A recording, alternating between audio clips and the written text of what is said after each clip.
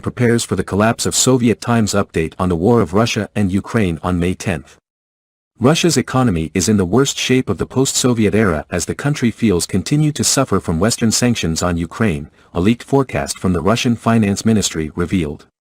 In the leaked document, the ministry predicts a painful 12% drop in Russia's GCDP by 2022.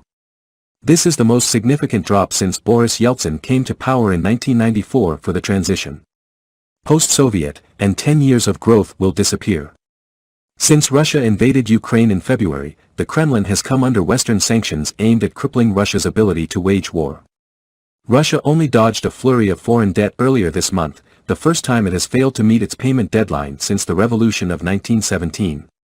This is Russia's historic default after hundreds of years.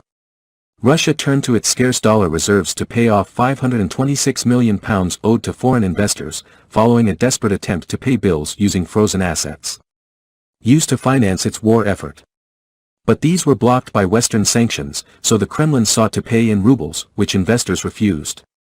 The Russian government has always been tight-lipped about its economic projections, but the Finance Ministry's report, seen by Bloomberg, is far more bad news for Vladimir Putin. The outlook presents a more dire picture than both the central bank and the International Monetary Fund predicted, the latter putting the expected drop at 8.5 points. At the end of last month, the Central Bank of Russia said it expected a decline of 8 to 10% this year, and a survey conducted by Bloomberg put the figure at 10.3%. The Russian economy shrank 7.8 points in 2009, after the global financial crisis, and fell 3 points as the coronavirus pandemic wreaked havoc. Natalia Lavrova, chief economist at BCS Financial Group in Moscow, told Bloomberg that the main negatives are a combination of the oil embargo, the EU abandoning Russian gas, along with the many departures than that of foreign companies. She added, all of that is likely to expand gradually, with a lot of the negative going into 2023. Britain and the US have pledged to phase out Russian oil, with President Biden imposing a ban on all Russian energy imports in early March.